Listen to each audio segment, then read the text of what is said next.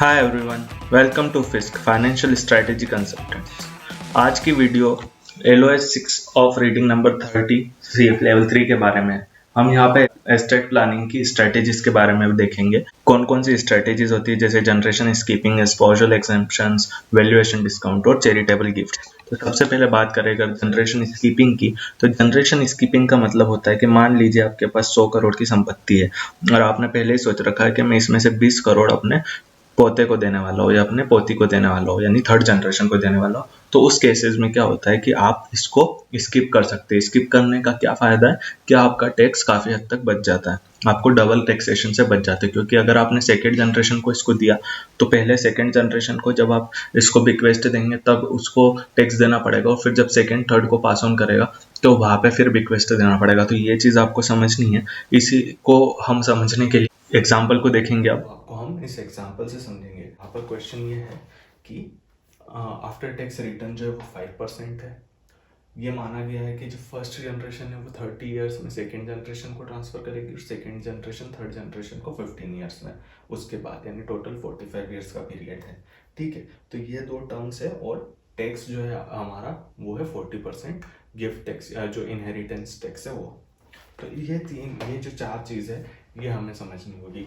अब उसके बाद अगर हम देखें कि अगर हम स्किप नहीं करते हैं तो क्या होगा, तो सबसे पहले जो फर्स्ट जनरेशन जब वो 30 ईयर्स तक अपने पास रखेगी तो वो कंपाउंड होता जाएगा आज की प्रेजेंट वैल्यू उस रिक्वेस्ट की, और फिर उस पर 40% टैक्स लग के वो सेकेंड जनरेशन को जाएगी। सेकेंड फिर इसे 15 ईयर्स तक रखेगी, वो फिर कंपाउंड होता रहेगा और फिर वहाँ पे उस पर 40% टैक्स लगेगा और ये अमाउंट थर्ड जनरेशन को जाएगा, जिसकी वजह से जो आज का प्रेजेंट वैल्यू है वो 3.2344 टाइम्स हो जाएगा जब तक ये थर्ड जनरेशन को पहुंचेगा।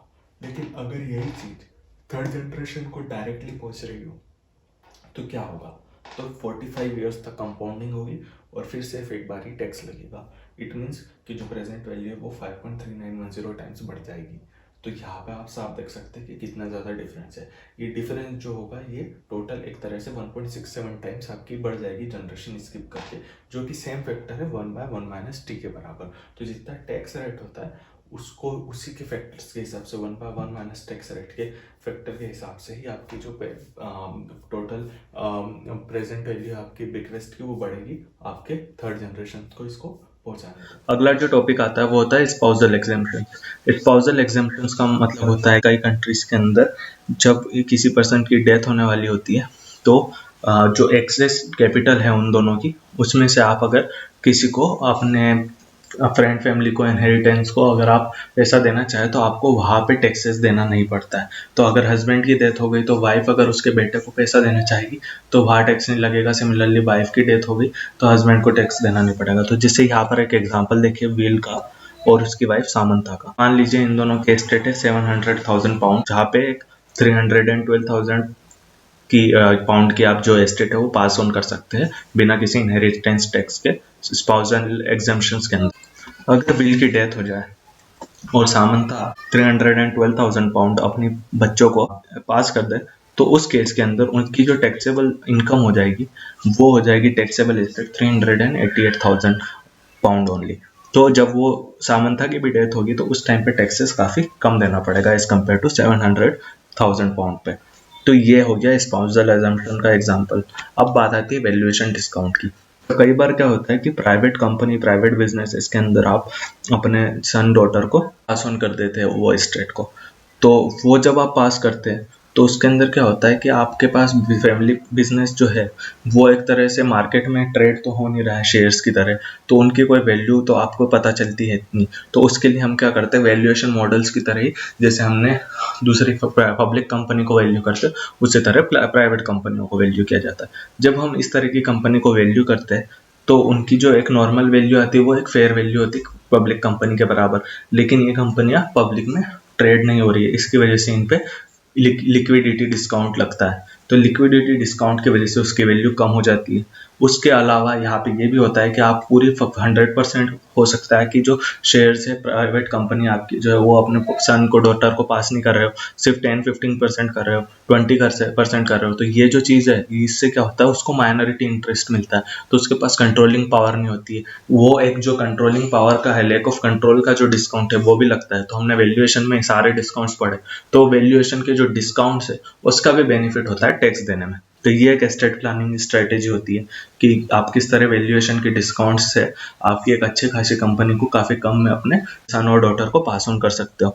तो ये चीज़ आपको समझनी होगी। अब यहाँ पे क्या होता है, मान लीजिए फॉर एग्जांपल आपका प्राइवेटली होल्ड बिजनेस जो है उसमें 10% इलिक्विडिटी डिस्काउंट है, 15% लेक ऑफ कंट्रोल डिस्काउंट है। तो ऐसा नहीं होगा कि 25% आपका डिस्काउंट होगा, ये एक मल्टीप्लाई में जाता है, मतलब 1 - D1 इंटू 1 - D2। तो जब वो कैलकुलेट करेंगे आप मल्टीप्लाई करके तो वो आएगा 18%। तो यहाँ पे आपको ओवरऑल डिस्काउंट 18% मिलता है।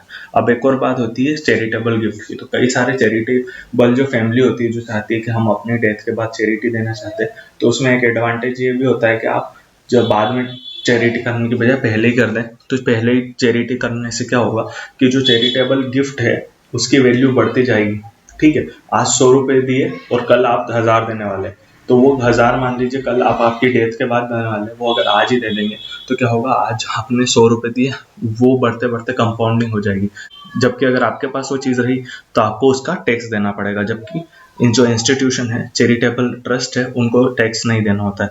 तो उस वजह से आप जितना जल्दी आपका गिफ्ट ट्रांसफर करेंगे उतना ज़्यादा बेनिफिट होता है। ठीक है, तो ये चीज़ आपको समझनी है। अब उसमें भी हम आरबी वाला फॉर्मूला लगा के देखते हैं, आरबी वाले फॉर्मूले से कि किस तरह से इसके अंदर बेनिफिट है गिफ्ट, चैरिटेबल गिफ्ट देने का एज कम्पेयर टू बिक्वेस्ट, यानी डेथ के बाद गिफ्ट देने का।